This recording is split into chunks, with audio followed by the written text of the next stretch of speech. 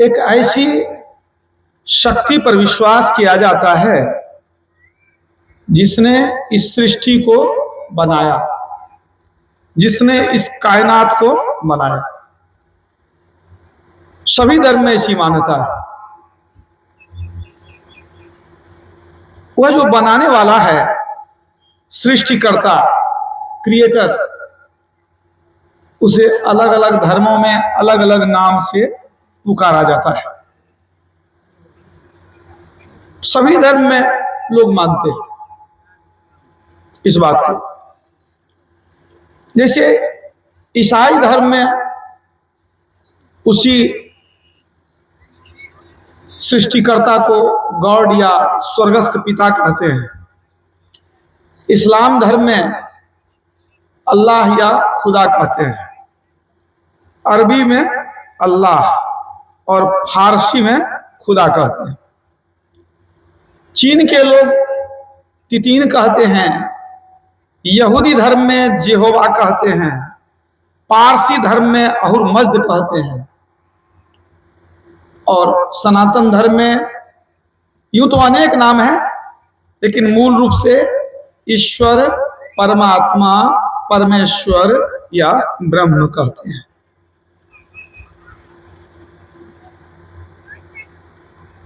तो ईश्वर, परमात्मा, अल्लाह या गॉड कौन है? जिसने सृष्टि को बनाया। जो कुछ हम देखते हैं संसार में, सबको बनाने वाला वही एक ईश्वर है। बाइबल में कहा गया है, in the beginning God created the heaven and the earth, everything were made by him. ईश्वर ने सबसे पहले धरती और स्वर्ग को बनाया। सबको बनाने वाला वही गॉड है। तो ईसाई धर्म में गॉड कहा गया।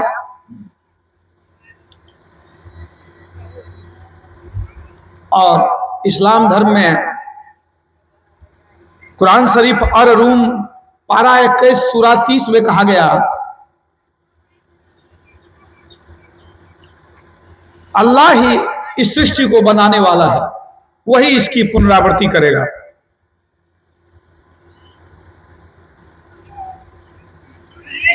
तो इस्लाम धर्म में भी कहा गया कि अल्लाह सृष्टि को बनाता है। वहां यह भी कहा गया है, खुदा ने कहा कुन, संसार हो गया। ये कुन शब्द जो है अरबी भाषा का शब्द है। खुदा ने कहा कुन, कुन का मतलब हो जा।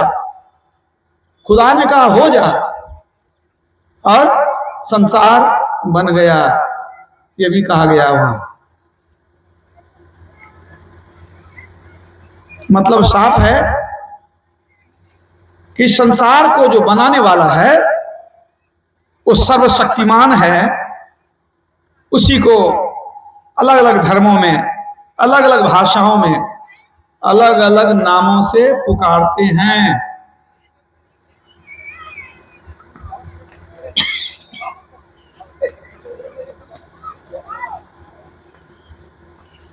और वह जो संसार को बनाने वाला है वो 2, 4, 10, 5 नहीं है, वह एक ही एक है।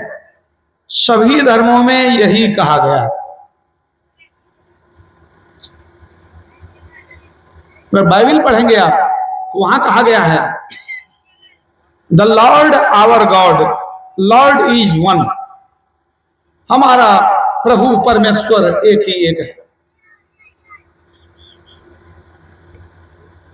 और जब आप कुरान शरीफ पढ़ेंगे या इस्लाम धर्म को देखेंगे तो वहां सबसे महत्वपूर्ण है कलमाए तौहीद। अनेक अवसरों पर कलिमाए तौहीद पढ़ा जाता है। इसमें क्या कहा जाता है? ला इलाहा इल्लल्लाहु मुहम्मदुर रसूलुल्लाह, अर्थात एक अल्लाह के सिवा दूसरा कोई माबूद नहीं है यानी इबादत करने के लायक नहीं है, यानी पूजने के लायक नहीं है। और क्या कहा गया? सल्लल्लाहु अलैहि वसल्लम हजरत मोहम्मद साहब खुदा के रसूल हैं, पैगंबर हैं, नबी हैं, वो खुदा नहीं। तो एक अल्लाह के सिवा दूसरा पूजने के लायक नहीं है, और हजरत मोहम्मद साहब खुदा के नबी हैं, पैगंबर हैं, ये कहा गया। तो इस्लाम धर्म में भी एक अल्लाह, ईसाई धर्म में भी लॉर्ड इज वन, एक ही अल्लाह, एक ही परमात्मा, और अपने सनातन धर्म में यहां भी स्पष्ट कहा गया है, एकं सद्विप्रा बहुधा वदंती, ऋग्वेद में आया है। एक ही वह परमात्मा है, सद्विप्र, सज्जन लोग उसे अनेक नामों से पुकारते हैं। वेद शुक्ति में यहां तक कहा गया है, एको ब्रह्म द्वितीयो नास्ति, नास्ति नास्ति सत्यम। वह ब्रह्म एक ही है, दूसरा नहीं है, दूसरा बिल्कुल नहीं है, यही सत्य है। हमारे सनातन धर्म में भी एक ही ईश्वर है, लेकिन दुर्भाग्य की बात है कि सनातन धर्म के मानने वाले न अपने ग्रंथ को पढ़ते हैं और न सत्संग सुनते हैं। उनको पता ही नहीं है, बहुत लोगों को पता ही नहीं है कि ईश्वर एक ही है। सनातन धर्म के मानने वाले हिंदू लोग भी भ्रमित हैं, तो दूसरे लोग भ्रमित क्यों नहीं होंगे? अब ईसाई लोग, इस्लाम धर्म के लोग समझते हैं कि हिंदू लोगों में, सनातन धर्म में अनेक ईश्वर हैं, लेकिन वास्तव में अनेक ईश्वर हैं ही नहीं। आप इस्लाम धर्म की बात लीजिए, तो वहां हदीसों में बताया गया है कि अभी तक 1,24,000 पैगंबर धरती पर आए। 1,24,000 पैगंबर की मान्यता इस्लाम धर्म में है, लेकिन जब कुरान शरीफ पढ़ेंगे तो वहां 25 पैगंबर की चर्चा है ना। ठीक इसी तरह हमारे सनातन धर्म में भी अनेक अवतारी पुरुष, अनेक अवतारों और देवी देवताओं की चर्चा है। वो ईश्वर नहीं है, वो ईश्वर नहीं है। तब क्या है? ईश्वर की शक्ति लेकर वो प्रकट होते हैं, ईश्वर की कुछ शक्ति लेकर प्रकट होते हैं। उनमें शक्ति मनुष्य ज्यादा है, लेकिन वो ईश्वर नहीं है। तो जो भी अवतार आते हैं या देवी देवता आते हैं, वे हरगिज ईश्वर नहीं है। ईश्वर में इन अवतारों से, देवी देवताओं से करोड़ों गुना अधिक शक्ति है। वो ईश्वर जो सर्वशक्तिमान है। ये जो अवतार हैं या देवी देवता हैं, ये सर्वशक्तिमान नहीं है। क्या ये सृष्टि को बना सकते हैं? क्या आपने किसी ऐसे अवतार के बारे में पढ़ा जो अवतार लिए तो सृष्टि को बनाए? क्या कोई देवी देवता सृष्टि को बनाते हैं? सृष्टि को बनाने वाला, वह जगत प्रसव करता एक ही एक है। हम लोगों के यहाँ ब्रह्मा विष्णु महेश, इन 3 देवों की विशेष माना लोग आराधना करते हैं, या इनकी मान्यता विशेष है, ब्रह्मा विष्णु महेश की। लेकिन परमात्मा की शक्ति के सामने ये कुछ नहीं है। परमात्मा ने थोड़ी शक्ति इनको दी है, तो इनके पास इतनी शक्ति हो गई। तो सोचिए परमात्मा के पास कितनी शक्ति है, कितनी शक्ति है। रामचरितमानस में बताया गया, शारद कोटि अमित चतुराई, विधि सत कोटि सृष्टि निपुनाई, विष्णु कोटि सम पालन करता, रुद्र कोटि सम सत संहरता। मोटे अर्थों में यही समझिए कि करोड़ों सरस्वती का ज्ञान उस परमात्मा में समाहित है। करोड़ों ब्रह्मा के समान वो अकेले सृष्टि करने में सक्षम है। करोड़ों विष्णु के समान वह परमात्मा ब्रह्म अकेले पालन करने में सक्षम है और करोड़ों शिव के समान वो संहार करने में सक्षम है। तो उस परमात्मा के सामने ब्रह्मा जी की कितनी क्षमता है, रामचरितमानस में बताया गया। मसक ही करई बिरंची प्रभु अजहि मसकते हीन, अस विचारित जी संशय राम ही भजहि प्रवीण। प्रभु परमात्मा, हालांकि यहां राम कहा गया है, लेकिन यहां राम परमात्मा राम को कहा गया है, यहां दशरथ नंदन राम को नहीं कहा गया। देखिए, दोनों राम की चर्चा है रामचरितमानस में, लेकिन भ्रम में मत पड़िए। अब जब राम शब्द सुनते हैं रामचरितमानस में तो उस पर गौर कीजिए कि किस राम के लिए कहा गया। परमात्मा को भी तुलसीदास जी ने राम कहा है। जब वो कहते हैं कि राम ब्रह्म चिन्मय अविनाशी, सर्वरहित सब उर पुरवासी। राम ब्रह्म है, चैतन्य है, अविनाशी है, सबके हृदय में रहने वाले हैं। तो जब राम अविनाशी हैं तो कौन राम अविनाशी है? क्या दशरथ नंदन राम अविनाशी हैं? आज भी हैं वो। अविनाशी का मतलब त्रय काल अबाधित तत्व, जो तीनों काल में एक जैसा रहे। तो आज तो दशरथ नंदन राजा राम नहीं है, इसलिए यहां जो अविनाशी राम कहा गया परमात्मा के लिए कहा गया। राम ब्रह्म परमारथ रूपा, अविगत अलख अनादि अनुपा। यहां राम को अलख कहा गया। अलख जो देखा नहीं जाए, तो क्या दशरथ जी के पुत्र राम थे, उनको कोई देखा नहीं था? तो देखे जाते थे। मतलब यहां परमात्मा राम से मतलब है। तो क्या कहा गया? मस्कही करई बिरंची प्रभु अजहि मसकते हीन, अस विचारित जी संशय और राम ही भजहि प्रवीण। क्या कहते हैं तुलसीदास जी?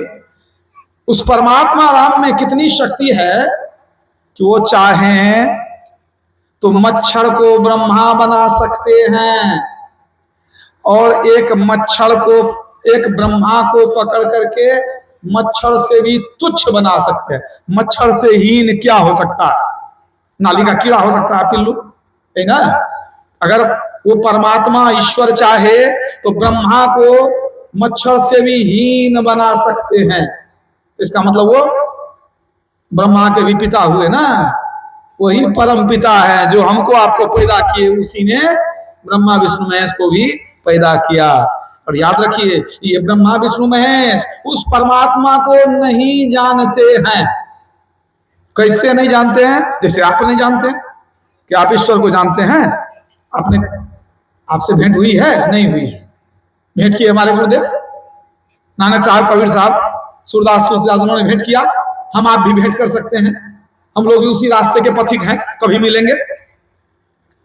लेकिन आप सोच लीजिए, जितने संत हैं सबने ईश्वर को जाना, ईश्वर को परखा, तब वो संत बने।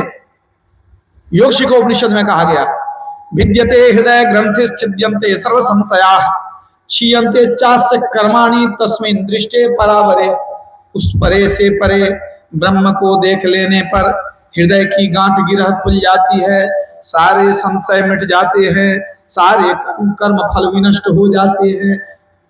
उस परमात्मा को देख लेने पर सारे कर्म फल जल गए। जो इस दशा में पहुंच गए उनको संत कहते हैं। माने ईश्वर को जिन्होंने जान लिया, मिल लिया, देख लिया, उनको सच्चे संत कहते हैं। उन्हीं को इस्लाम धर्म में फकीर कहते हैं। फकीर कैसे लिखते हैं? फे, काफ, ये और रे, 4 अक्षर से फकीर बना है। अगर उर्दू में पढ़े, फे, काफ, ये और रे।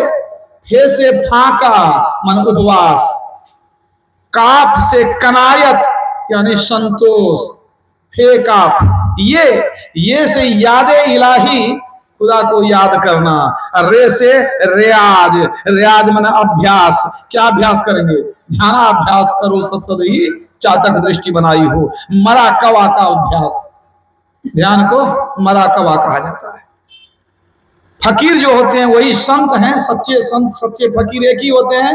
उन्होंने ईश्वर को जान लिया, लेकिन ये ब्रह्मा विष्णु महेश ईश्वर को नहीं जानते हैं, तो बड़े कौन हुए? ईश्वर को जानने वाले, ईश्वर के संग में रहने वाले। ऊंचा महल अगमपुर जहावा संत समागम होई, जे कोई पहुंचे वही नगरिया आवागमन न होई। तो परमात्मा के नगर में पहुंचने वाले संत होते हैं, लेकिन देवी देवता वहां नहीं पहुंचे हैं। पढ़िए रामचरितमानस।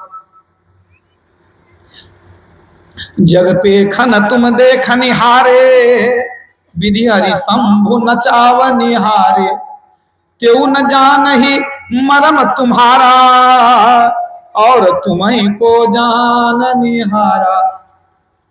क्या कहते हैं वाल्मीकि जी? हे प्रभु परमात्मा, संसार तमाशा है, आप देखने वाले हैं, आप ब्रह्मा विष्णु महेश को नचाने वाले हैं, त्यों न जान ही मर्म तुम्हारा। वे ब्रह्मा विष्णु महेश भी आपके रहस्य को, मर्म को नहीं जानते हैं। अब तुलना कीजिए, ईश्वर से कोई तुलना है? किसी देवी देवता की तुलना नहीं है।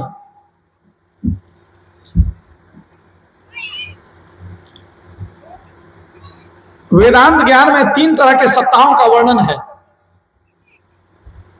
पारमार्थिक सत्ता, वास्तविक सत्ता और प्रतिभाषिक सत्ता। पारमार्थिक सत्ता एकमात्र ईश्वर की सत्ता, और उन्हीं से उत्पन्न हुई देवताओं की सत्ता, उसको वास्तविक सत्ता कहा गया है। और उसके बाद उसी परमात्मा से प्रकट हुआ ये संसार, इसको प्रतिभाषिक सत्ता कहा गया है। तो देवी देवता भी उसी एक ईश्वर से उत्पन्न हुए हैं जहां से हम आप उत्पन्न हुए हैं। हमको आपको बनाने वाला वह एक ईश्वर, और इन देवी देवताओं को बनाने वाला भी एक ईश्वर। इसलिए याद रखिए, सनातन धर्म में एक ईश्वर है, 2 हो ही नहीं सकता। मैं कुछ संतवानियां और शास्त्रों के आधार पर उदाहरण देता हूं। आपने देखा ऋग्वेद में कहा गया, एकं सद्विप्रा बहुधा वदन्ति।